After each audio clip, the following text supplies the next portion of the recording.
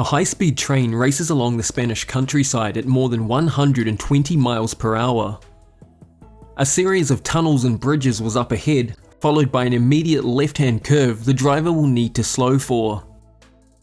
But just as concentration was needed, the driver's phone rings, and a conversation follows. The distracted driver misses 3 warnings to slow, and the train reaches the curve at deadly speeds.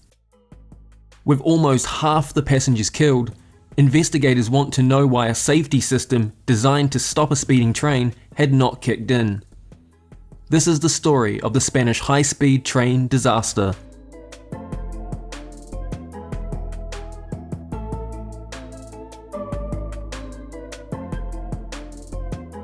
On July the 24th, 2013, a high-speed Alvia S730 service was in its final hour of the almost 6.5-hour journey time from Madrid to Ferrol on the Atlantic coast in the northwest of Spain. The train had departed Madrid around 3 p.m. and was made up of 13 carriages. On board were 222 people, consisting of 218 passengers and 4 crew. The train was busier than usual, with people now living in Madrid returning home early to spend time with their families over the upcoming long weekend. Thanks to ever-popular political promises of building new high-speed lines at every election, Spain had built one of the largest, albeit underutilized high-speed rail networks in the world. The S730 was Spain's latest and greatest new high-speed train. Having entered service just 1 year earlier, this class of train was unique. It was capable of reaching speeds up to 160 miles per hour on electrified high-speed network, while being able to switch to diesel power to make use of older conventional tracks. This made it capable of connecting larger cities such as Barcelona and Madrid with much smaller cities outside the high-speed network.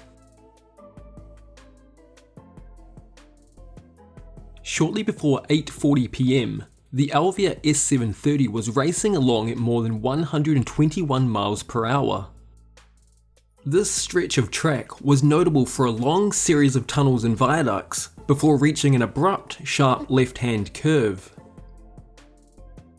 The train's driver, Francisco Garcon Amo, had raised concerns with the company. He and other drivers had warned that, immediately after a tunnel, the curve often took them by surprise.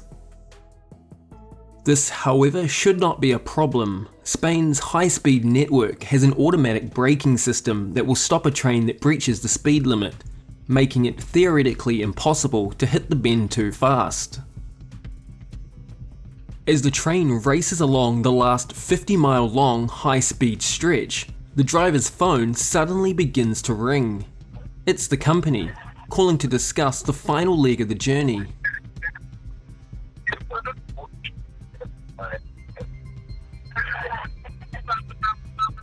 Distracted on his phone, the driver misses the first audible warning telling him to reduce speed, then a second, and a third.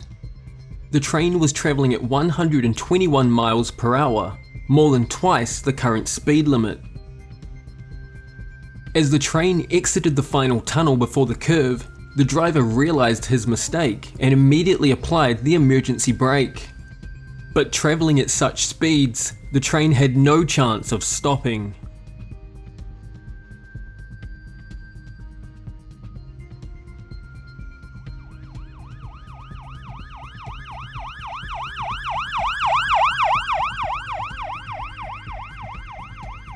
The scene was catastrophic. All 13 vehicles had come off the track, with 4 overturning and 3 catching fire. Nearby locals were the first on the scene, while police, fire and medics arrived shortly thereafter. As the minutes ticked by, rescue workers raced against the fading light to rescue trapped survivors from the mangled wreckage.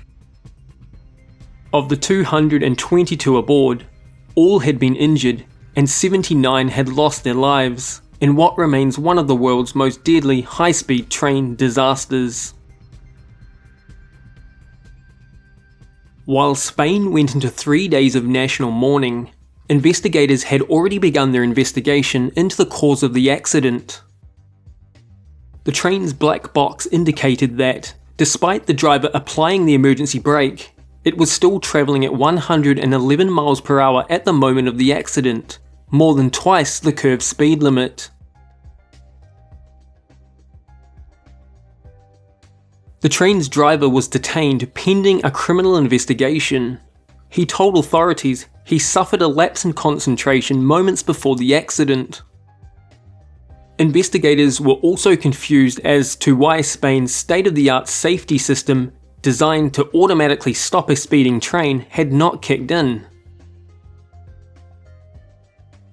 Spain's high-speed network had been fitted with the ERTMS system, a high-tech system used across Europe. It was designed to stop a train that breached the speed limit, making it theoretically impossible for such an accident to occur. Investigators learned that shortly after the S730s came into service, the ERTMS system had been disabled for the section of track where the accident occurred. The sharp left curve was close to where the high-speed and conventional lines converged. This had caused issues with the system, which often erroneously brought a train to a stop, which caused delays, which made trains late. The solution to the problem was to disable the ERTMS system for that section of track. This meant that the final few kilometers of the high-speed line now no longer had protection. Despite the systemic flaws, investigators still laid the blame at the feet of the driver, Francisco Garcon Amo. On July the 28th, just 4 days after the accident, he was charged with 79 counts of homicide by professional recklessness. Further charges were brought against a safety director for Spain State Rail in 2017. But as of December of 2021, no trial date has been set for either, more than 8 years after the accident. In the immediate aftermath of the disaster, the Spanish Rail Authority installed automatic brake protection on the offending stretch of track. The government announced there would be a nationwide review of all railway lines, their signalling, and the track knowledge of drivers.